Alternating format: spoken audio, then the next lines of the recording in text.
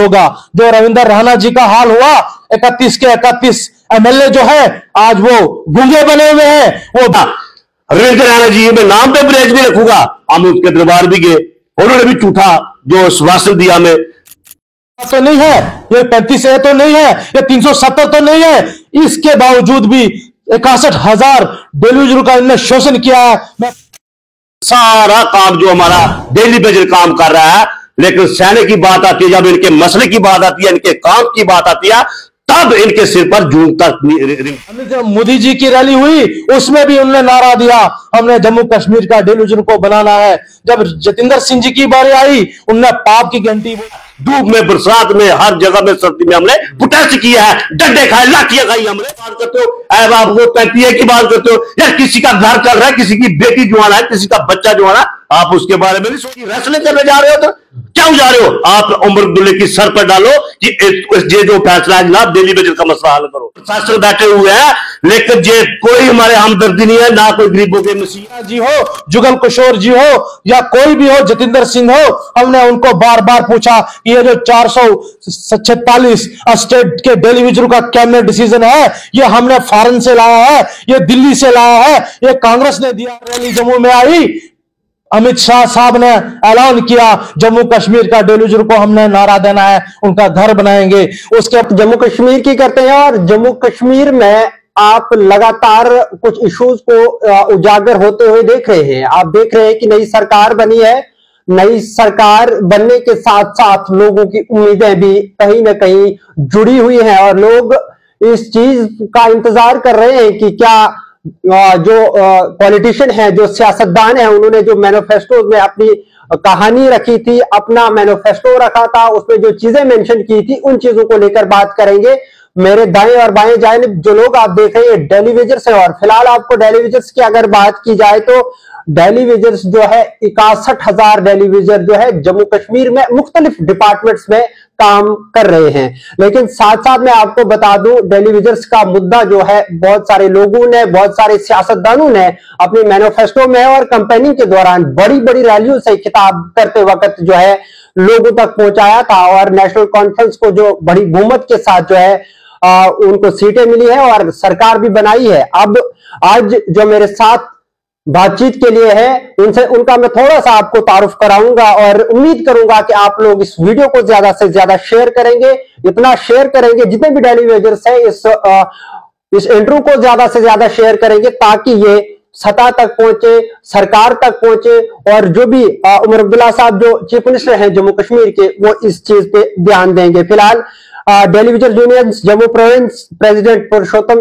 Sir हमारे साथ हैं, पुरुषोत्तम सगोत्रा हमारे साथ बातचीत के लिए है और साथ में वाइस प्रेसिडेंट मुख्तार साहब वानी जो हमारे साथ बातचीत के लिए है। और आपको बता दूं इनका जो डिपार्टमेंट है, ईस्ट स्टेट डिपार्टमेंट से इनका ताल्लुक है, इनके डिपार्टमेंट में क्या कुछ है, किस तरह से ये जो है संघर्ष करते हैं, कितना कुछ परेशानी ये जूझ रहे हैं, डेलीवेजर्स में ये भी आते हैं, इनसे बात करते हैं। सर सबसे पहले आपका स्वागत करते हैं और जानना चाहेंगे कि कितना कुछ सहना पड़ता है डेलीवेजर्स को और क्या कुछ आपकी डिमांडें हैं जो आप सरकार के सामने रख रहे हैं और कितनी देर से आप जो है काम कर रहे हैं। पहले तो आपका बहुत बहुत धन्यवाद, आपके चैनल का और तमाम मीडिया का। एक मीडिया ही है जो हमारी बात हर टेबल तक पहुंचा रही है, हर एक मंत्री तक, कैबिनेट मंत्री तक। लेकिन सुनने में तो हमें बहुत कुछ आ रहा है, लेकिन ग्राउंड लेवल में कुछ नहीं हो रहा डेलीवेजर का। रही बात सहने की, तो स्टेट डिपार्टमेंट में जितने भी जो सरकारी बंगले होते हैं, इनमें बड़े बड़े कैबिनेट मंत्री, एडवाइजर, खुद सीएम जो हमारे उमर साहब जी बैठे हैं, ये भी उन कोठरियों में, ताकि डेलीवेजर को बहुत कुछ सहना पड़ता है, ताकि हमारे सफाई कर्मचारियों ने पोचे से लगाना पड़ता है, फ्लैश से जो बिजली का काम होता है, इलेक्ट्रिसिटी, पंप ऑपरेटर, सारा काम जो हमारा डेलीवेजर काम कर रहा है। लेकिन सहने की बात आती है, जब इनके मसले की बात आती है, इनके काम की बात आती है, तब इनके सिर पर जून तक रिंगती है। लेकिन हमारे जो सीएम साहब उमर अब्दुल्ला साहब पहले भी तो सीएम बन चुके थे, लेकिन हमें बड़ी उम्मीद थी उस टाइम भी, लेकिन हमारा उस टाइम भी मसला हमारा अटक गया। ना तो हमारा परमानेंट हो सके हम, ना तो हमें कोई राहत मिली, तो हमारा इतना गैप हो गया कि हमें भारतीय जनता पार्टी के जो विधायक जो हमारे आए, इनकी जो सरकार आई, तो हर एक को हमने मेमोरेंडम दिया, हर एक के दरवाजे पर हम गए, हर एक के पास गए, कोई गुंजाइश नहीं छोड़ी हमने। तब तक हमें सिर्फ झूठा आश्वासन मिल गया, कुछ नहीं हुआ। जूनियर टेरिटरी के लिए खुशियां मनाइया, जूनियर टेरिटरी के लिए बड़े बड़े बिगल बजाए, लेकिन गरीब को रोटी, कपड़ा और उनके बच्चे जो शादी से महरूम हो गए, उनको शादी करने के लिए पैसा नहीं उनके पास। इन्होंने वो काम किए, लेकिन डेली बजट की सुनाई बिल्कुल नहीं हुई। और जो हमारे माननीय रविंद्र राणा जी, मैं नाम पे ब्रेज भी रखूंगा, हम उनके दरबार भी गए, उन्होंने भी झूठा जो आश्वासन दिया हमें। माननीय जौहर किशोर, माननीय कविंद्र गुप्ता जी, सबके पास गए हमें, लेकिन हमारा मसला हल नहीं हुआ। जूनियर टेरिटरी तो बना दी, मगर मीडिया बेसिस एक्ट लागू नहीं किया इन्होंने। क्यों नहीं किया? जो इनकी खूबी है, इनकी अपनी वो है, लेकिन बड़ी बड़ी राजनीतियां, बड़े बड़े फैसले जो लेते हैं, लेकिन एक जूनियर टेरिटरी में मीडिया बेसिस एक्ट लागू नहीं कर सके जे क्या करेंगे जी। अब हमें उम्मीद है कि माननीय हमारे उमर अब्दुल्ला साहब से, अब जो हमारे जो विधायक है, जो 29, एक तो चला गया, 29 रह गया है, एक तो चला गया, भगवान उनकी आत्मा को शांति दे। लेकिन जे पार्लियामेंट में गए, डबल की लड़ाई की उन्होंने जहां पर जाकर ये नहीं बोला कि जनाब बेरोजगारी है जम्मू और कश्मीर में, काट से डेली बजे त्राई मच रहा है, धूप में, बरसात में, हर जगह में, सर्दी में हमने प्रोटेस्ट किया है, डंडे खाए, लाठियां खाई हमने, लेकिन इन्होंने ये बात नहीं की। लेकिन सिर्फ इन्होंने काम में टांग अड़ाने की बात की उधर, लेकिन डेली बजे का रोजगार नहीं किया। भाई साहब, आप 370 की बात करते हो, अब आप 35 की बात करते हो, या किसी का घर चल रहा है, किसी की बेटी जवान है, किसी का बच्चा जवान है, आप उसके बारे में नहीं सोच रहे हो। आप सिर्फ डबल की रेसलिंग करने जा रहे हो। तो क्यों जा रहे हो? आप उमर अब्दुल्ला की सर पर डालो कि ये जो फैसला है जनाब, डेली बजट का मसला हल करो। कश्मीर के भी है, जम्मू के भी है, पहले उनका मसला हल करो, उसका बाद में हम देखते हैं क्या करना क्या नहीं करना। तो कितनी अच्छी बात होती थी। लेकिन काटिस या डेली बजट, मेरे भाइयों ने सबने धरना प्रदर्शन किया, कहां तक हम रेस्ट तक हुए, लेकिन हमारे बच्चे जवान हो चुके हैं, कितना सफर करेंगे। हम तो डब्बे बन चुके हैं नौकरी के नाम पे, ड्यूटियों के, और मंत्रियों के घरों में काम कर रहे हैं। किस किस मंत्री के घरों में काम नहीं किया? हर एक मंत्री के घरों में काम किया मेरे कैजुअल डेली बजट ने। तो मिला क्या हमें? सिर्फ खुदकुशी। क्या छोड़ो, आप रोटी से मुमताज हो रहे हैं, हम टल्ले कपड़े से हो रहे हैं। बच्चे जवान हो गया, रिश्ते करवाने, विधवा मेरी माताएं बहनें हो चुकी हैं, विधवा हो गई है, वो शादी करवा रहा है। लेकिन उसके साथ साथ एक बात और कहना चाहता हूं मैं, हमारा डेली बजट का, पहला बताओ क्या सर्विस बुक है उसकी? आप डेली बजट को रिटायर कर रहे हैं, किस बेस पे रिटायर कर रहे हो आप डेली बजट को? उसकी सर्विस बुक नहीं है, वो उसका रिटायर का कार्ड नहीं है, वो दिहाड़ीदार है वो, लेकिन आप उसको रिटायर कर रहे हैं, किस बेस पे कर रहे हैं? मैं पूछना चाहता हूं उमर अब्दुल्ला साहब से, चीफ मिनिस्टर तक आपकी माध्यम से, कि रिटायरमेंट कर रहा है, जो रिटायरमेंट होकर घर में जा रहा है, पेंशन ले रहा है, अपना पैसे का वो अपना झोला भर के ले रहा है, लेकिन उसको फिर से दफ्तर में लगाया जा रहा है, लेकिन डेली बजट को बाहर का रास्ता दिखाया जा रहा है। ये किस बात में दिखाया जा रहा है? मैं कहता हूं कि इधर को जे हो गया कि जो एलजी प्रशासन बैठे हुए हैं, लेकिन जे कोई हमारे हमदर्दी नहीं है, ना कोई गरीबों के मसीहा है। जे पहले मैं कई बार बोल चुका हूं, जे मसीहा नहीं है, जे गरीबों के बारे में कुछ बोल के राजी नहीं है, ताकि इतना कुछ हुआ कि डेली बजट का मसला एक छोटा सा मिनिमम बेज सेक्टर लागू नहीं कर सको।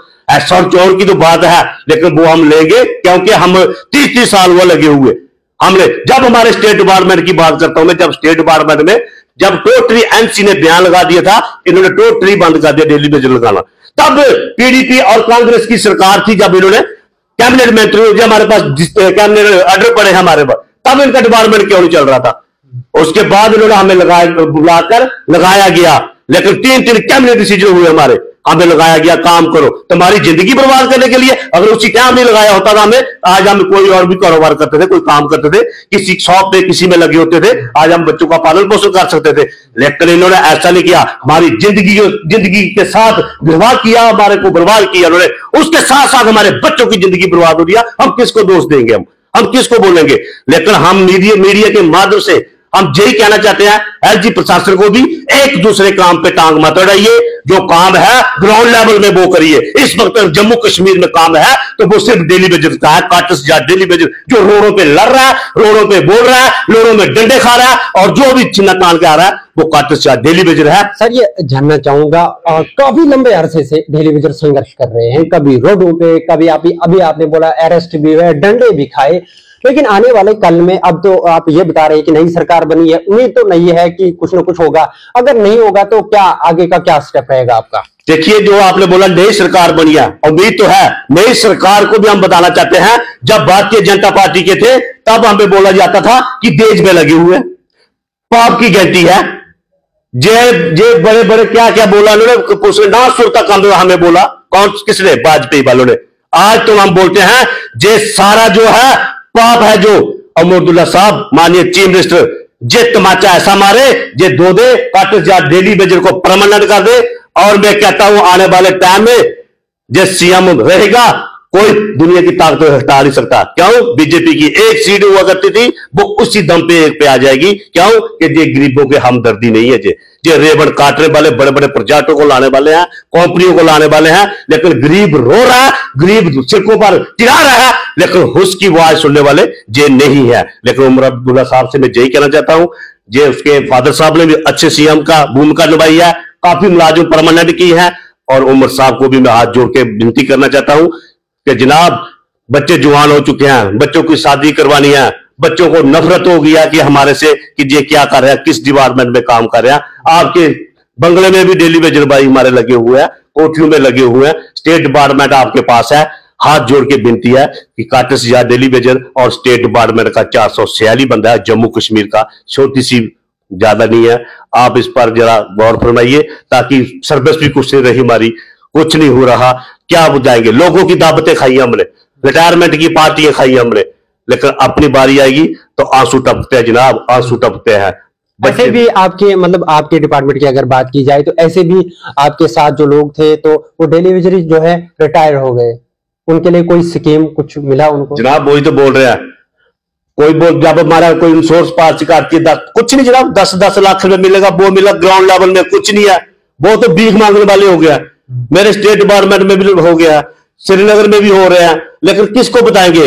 हमारा डिपार्टमेंट, हम क्या बोले, वो खुशकिस्मत बोले या बदकिस्मत बोले, हमारा डिपार्टमेंट उमर साहब के पास है, जहां मिलने के लिए जनाब कितने दरवाजे पार करने पड़ते हैं, किसको बताएंगे? और माननीय जुबेद राना से हमारे वर्कर में लिखा आया है, लेकिन पीएचई मंत्री है वो हर एक की बात सुन रहे हैं, लेकिन हमारे लिए बड़े दरवाजे हैं, बंद होते हैं, खुले होते हैं। खोलने के लिए जनाब क्या बोलूं, कहां जाना पड़ेगा, लेकिन हमारा डिपार्टमेंट वहां है जहां क्या बोलूं, जैसे अल्लाह ताला लगा लो, भगवान लगा लो, श्री राम लगा लो या भाई गुरु लगा लो, वहां तक पहुंचने के लिए हमें बड़ा मुश्किल करना पड़ेगा, वहां पहुंच नहीं सकते ताकि हम ब्रीफ करके सुनाए हमारे दिल में क्या गुजर रही है। हमारी माताएं बहनें झाड़ू पोछे लगाने वाली हैं, पहले मंत्री मैडम में भी काम लिया, हर एक ने काम लिया, पोछे मार मार के, लेकिन कमरे टूट गई हैं जनाब। जब घर जाते हैं ना, खाने को कुछ नहीं होता। 9,000 मात्र क्या होता है?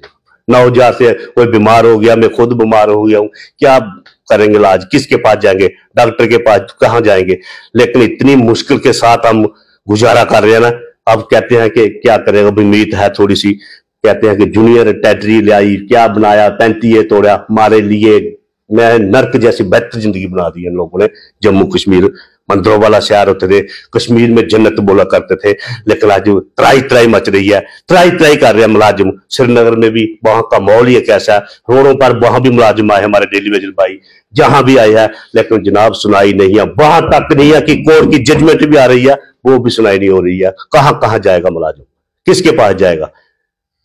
नाज़रीन किराम, आपको बता दूं डेली विजर्स की अगर बात की जाए तो हर डिपार्टमेंट में आपको एक डेली विजर मिलेगा, हर जगह पर खड़ा रहता है। और मैं कहूंगा पहले सब में अगर आप देखेंगे तो एक डेली विजर होता है और उसको जो है डिपार्टमेंट के आला ऑफिसर जो होते हैं उनका फोन जो ही आता है, चाहे फिर वो दिन का उजाला हो, रात का अंधेरा हो, और पहले सब में खड़ा रहना है, चाहे फिर वो किसी भी डिपार्टमेंट हो, पीएचई में हो, स्टेट का इनका जो हमारे साथ जो बात कर रहे हैं इनका हो, कोई भी किसी भी जगह पर रहना हो डेली विजर ने, तो उसको पहले सब में खड़ा किया जाता है। लेकिन ऐसा अगर होता कि इनको हर जगह पर पहले सब में खड़ा किया जाता, इनको जो है इनकी मांगों को पूरा किया जाता। 9,000 जो है आज अगर बात की जाए आज के दौर की, तो 9,000 कहां तक जो है एक महीने में 9,000 मिलता है और पूरे महीने के पूरे दिन उन्होंने जो है ड्यूटी करनी है। साथ में आपको बता दूं हर चीज पे टैक्स है और कितना कुछ संघर्ष उनको करना पड़ रहा है।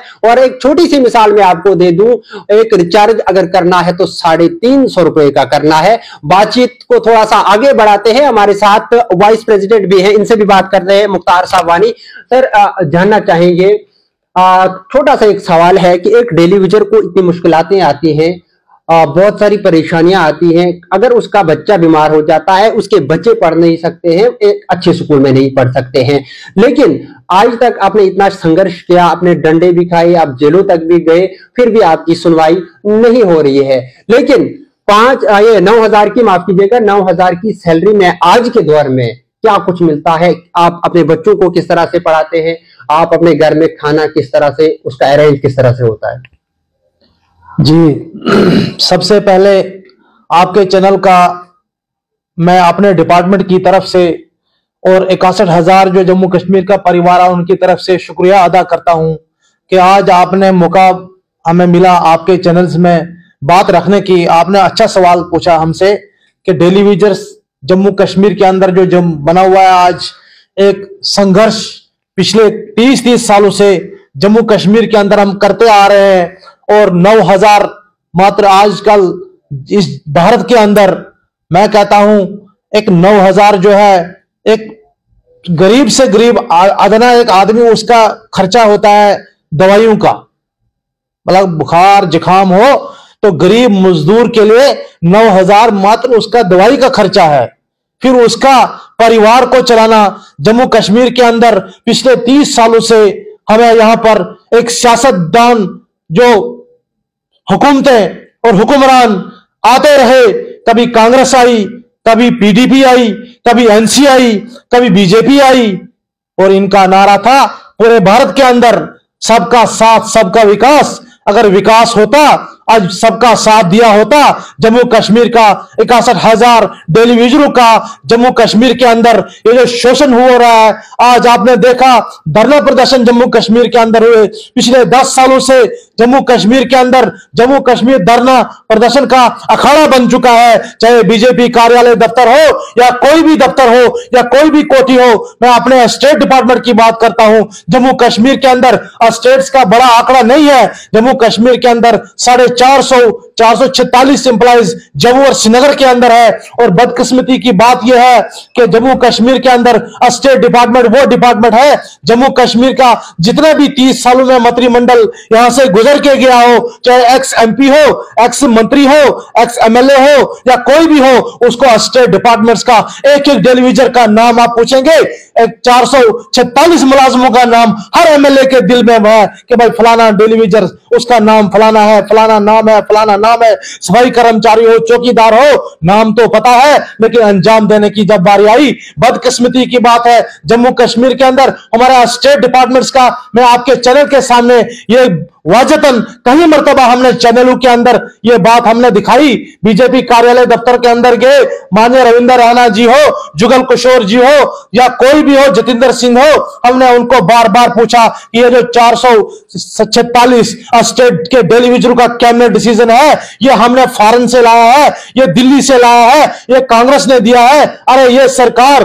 जम्मू कश्मीर के अंदर आज तानाशाही जो चल रही है, किसी भी ऑर्डर्स को, ये कोई धारा तो नहीं है, ये 35A तो नहीं है, ये 370 तो नहीं है, इसके बावजूद भी 61,000 डेलीवेजरों का इनने शोषण किया है। मैं पूछना चाहता हूं स्टेट डिपार्टमेंट के पास अगर 3 कैबिनेट डिसीजन है इस मुद्दे के ऊपर, मैं आईजी मनोज सिन्हा साहब को पूछना चाहता हूं, इन कैबिनेट डिसीजनों को आपने क्यों रिजेक्ट किया? इनका क्या लेना देना था 35A से? धारा 35A से क्या इनका वजह था? ये कैसारों कोई पत्थर उठाने का तो नहीं था, यह कोई शोषण करने का तो नहीं था, हमारे बच्चों का रोजगार का इश्यू था, हुकूमतें बनाती थी, कैबिनेट में बोर्ड मीटिंग होती है। मैं ऐसी सरकारों को लानत भेजता हूं जिनको कैबिनेट का यह नहीं पता होता है। आज 61,000 परिवारों को इन्होंने एक क्रिकेटर टीम बनाई है, एक इसको घोड़बनाली खेल बनाया हुआ है। कभी पीएचई का नाम लेते हैं, कभी इरिगेशन का नाम लेते हैं, कभी इलेक्ट्रिशियन का नाम लेते हैं। आपने देखा हजारों घर उजड़ गए, हजारों डेलीवेजर कोई तार पे लटक गया, कोई काम करते करते मर गया,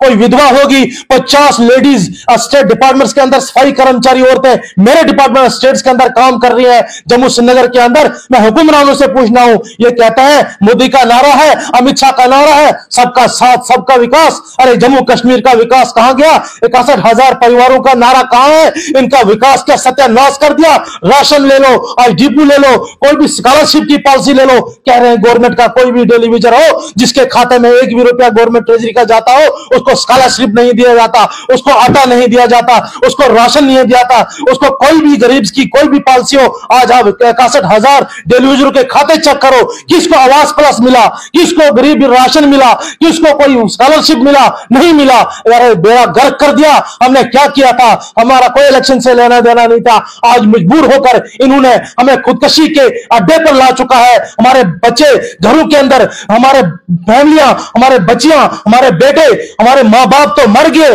वो इंतजार करते करते हर एक का माँ बाप, जो अब किसी बहुत सारे कम डेलीविजर है जिनको माँ बाप अभी हयात होंगे, बहुत सारे डेलीविजर के माँ बाप जो है वो मर चुके हैं। वो ठहरते गए पर हमारा बच्चा परमानेंट होगा, हमारे बच्चे को रोजगार मिलेगा, ये हमारी सेवा करेंगे, ये हमारी खिदमत करेंगे।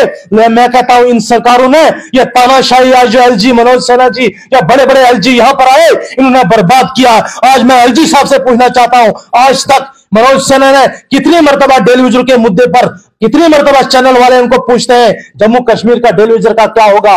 आज भी अगर कोई तड़प होगी उनके दिल में तो उनको अडानी अंबानी की टेंशन होगी। जम्मू कश्मीर का पैसा उनके खाते में जाएगा, जम्मू कश्मीर का टैक्स उनके खाते में जाएगा जब डेलीविजर के मुद्दे की बात होगी। मैं उमर अब्दुल्ला साहब को आपके मीडिया से यहां पर चैनल के जरिए एक कॉल देना चाहता हूं कि उमर सरकार जम्मू कश्मीर में आई है, चाहे उनके सामने दुश्वारियां हो, अड़चने हो, उन्होंने पहला एजेंडा रखा हुआ है डेलीविजरों का जो मसले है। आज कैबिनेट मिनिस्टर 3 बनाए हैं, सबके सब कैबिनेट मिनिस्टर्स के आज तो 2 महीने हो गए बार बार डेलीविजर का मुद्दा उठा रहे हैं। लेकिन हम कहना चाहते हैं, स्टेट डिपार्टमेंट जो है खुद सीएम के पास है, हम पूछना चाहते हैं, इन सरकारों ने वादा किया है, इनको हमारा जो काम है डेलीविजर का, जिनके पास कैबिनेट डिसीजन है, न हमारा कोई बिकाया वेतन है, न पेंडिंग इश्यूज है, हमारे कोई 57 ऑर्डर्स एसआरओ 520 लाया था इन्होंने, जब पीडीपी और बीजेपी ने आपस में गले मिले थे और एक रिश्ता अपनाया था। आज ये कहते हैं ये देशद्रोही पार्टी है बीजेपी पीडीपी।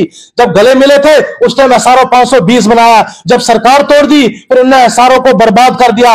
एसआरओ 64 की पॉलिसी स्टेट डिपार्टमेंट के डेलीविजर विद इफेक्ट हमारे ऑर्डर दिए जाए, जो हमारे ऑर्डर सेक्रेटरीट के अंदर बनाए गए थे उन पर खाली ज्वाइनिंग डाली हुई थी। 5वीं मीटिंग स्टेट्स की हुई थी, एसआरओ 520 जब बनाया गया था तो उसकी मीटिंग्स के बाद कोई भी मीटिंग नहीं होने दी और आज हमारे पास कोई भी ऑप्शन नहीं बचा हुआ है। और लॉ एंड ऑर्डर की स्थिति अगर बिगड़ेगी, हम सरकार को यहां से एक मैसेज देना चाहते हैं, जल्द से जल्द जम्मू कश्मीर के अंदर डेलीविजर्स का मुद्दा जो है, डेलीविजर्स के जो मसले मसाइल से, चाहे उमर साहब अमित शाह के सामने धरना प्रदर्शन लगाए, प्रधानमंत्री के ऊपर उनके दरवाजे के सामने धरना प्रदर्शन लगाए, आजकल ललकार रैली जम्मू में आई, अमित शाह साहब ने ऐलान किया जम्मू कश्मीर का डेलीविजर को हमने नारा देना है, उनका घर बनाएंगे।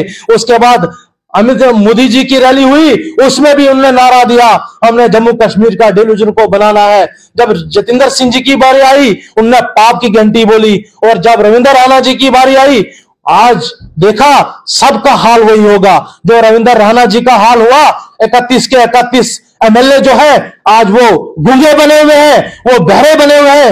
एक भी डिमांड्स जम्मू कश्मीर का गरीब जनता की कोई भी पहचान हो, कोई भी आवाज हो, आपने देखा 10 साल हो चुके हैं, एक भी बीजेपी का एमएलए हो या विधायक हो कभी कहने के लिए तैयार नहीं है। आप मुझे बताओ पार्लियामेंट के अंदर किस बीजेपी के एमपीज ने, जम्मू कश्मीर के जो एमपीज हैं, आवाज उठाई कि जम्मू कश्मीर का जो डेलीविजर है वो कुचला जा रहा है, वो सियासती मसला उसको बनाया गया, एक पॉलिटिकल इशू बनाया, हम लोगों ने उनको कैसे बाहर निकालें, कोई भी तैयार नहीं है। और मनोज सिन्हा के सामने 31 के 31 विधायक एक भी बात नहीं करने के लिए तैयार है। क्यों? कि रिमोट कंट्रोलर एमएलए है ये।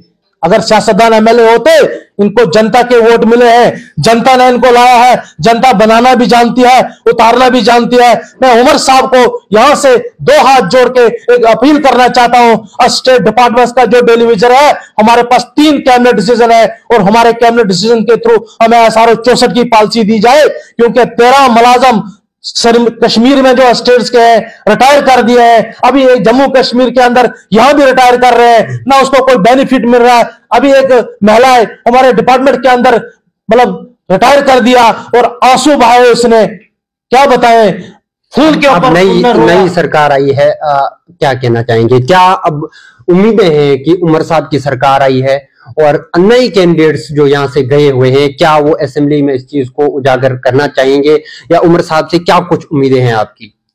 उमर साहब से हमें बहुत सारी उम्मीदें हैं।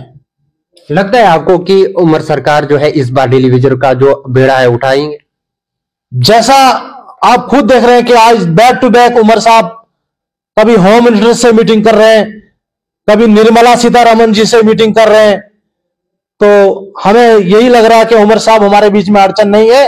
अब अगर कोई अड़चन इसमें है वो हमारे पार्लियामेंट की जो सरकार है नरेंद्र भाई मोदी साहब की और निर्मला सीतारमण जी की हरी झंडी की कमजोरी है। अगर वो दिखाएं तो भारत का संविधान है, भारत का सबका साथ उनका ही नारा है, सबका विकास उनका ही नारा है, बेटी बचाओ उनका नारा है, बेटी पढ़ाओ उनका नारा है। तो अमित शाह साहब को और हमारे जो नरेंद्र भाई मोदी साहब जी को उनका जो नारा है बेटी बचाओ बेटी पढ़ाओ, 61,000 परिवारों की जो बेटियां हैं और बेटे हैं उनका विकास की जो आड़ है, दीवार बने हुए हैं, उसको तोड़ देना चाहिए। और हमें हमारा हक जो उमर साहब को सपोर्ट करनी चाहिए ताकि कोई हतमी शक्ल ली जाए और डेली जो के घरों के अंदर एक रोशनी की किरण जो खिलेगी। हम यही प्रार्थना करते हैं। नहीं तो आने वाले दिनों के अंदर स्टेट डिपार्टमेंट नहीं बल्कि 61,000 डेलीविजरों को एक रुख करना चाहिए, चाहे गवर्नर हाउस हो या सीएम उमर अब्दुल्ला हाउस हो, उनके बाहर धरना प्रदर्शन का अखाड़ा जल्द से जल्द। अगर कोई पॉलिसी नहीं आती, स्टेट डिपार्टमेंट पहला डिपार्टमेंट होगा जब वो रास्ता इख्तियार करेगा। लाइन ऑर्डर की स्थिति बिगड़ेगी, कुछ भी होगा उसकी जिम्मेदारी एलजी मनोज सिन्हा की, क्योंकि जम्मू कश्मीर को उन्हें यूटी बनाया है और ऐसा यूटी नहीं बनाया जैसे भारत के अंदर बनाया जाता है। बहुत सारी पावरें एक्स्ट्रा एलजी को मनोज सिन्हा साहब को दी है। और कैसे करें, गुजराती में तो हम बोल नहीं सकते हैं, हमने तो नारा देना है। गिरफ्तारियां की, लाठीचार्ज हुआ और कोई रास्ता नहीं बचा है। एक ही पिलर बचा है हमारे आवाज का जम्मू कश्मीर के अंदर, वो मीडिया है। और आपका हम शुक्रिया अदा करते हैं और आपकी तरफ से हमारी आवाज सरकार तक पहुंचे ताकि कोई लाइन ऑर्डर की स्थिति न बिगड़े। नाज़रीन किराम, आखिर डेली विजर का कसूर क्या है? आखिर एक डेली विजर को इतनी परेशानियां क्यों हैं? अब मैं परेशानियां बताऊंगा क्योंकि मैं खुद भी जब जमीनी सतह पर ये बातें देखने को मिलती है तो फिर कहीं ना कहीं बोलना पड़ता है। आपको बताऊं, एक टेलीविजन जो होता है जिसके अकाउंट में गवर्नमेंट का पैसा आता है उसको गवर्नमेंट की स्कीमों का फायदा नहीं होता है। जिस तरह से इनने कहा, पीएमएवाई की बात की। और हाल ही में अगर बात करूं तो हाल ही में डोडा से एक रिपोर्ट हमने की थी, इसी चैनल के ऊपर हमने एक रिपोर्ट दिखाई थी। उस रिपोर्ट में साफ साफ बताया गया है कि टेलीविजन अब बीपीएल का हकदार भी नहीं है। बीपीएल का राशन कार्ड उसे काट दिया जाएगा। कहीं ना कहीं परेशान करने वाली खबर है।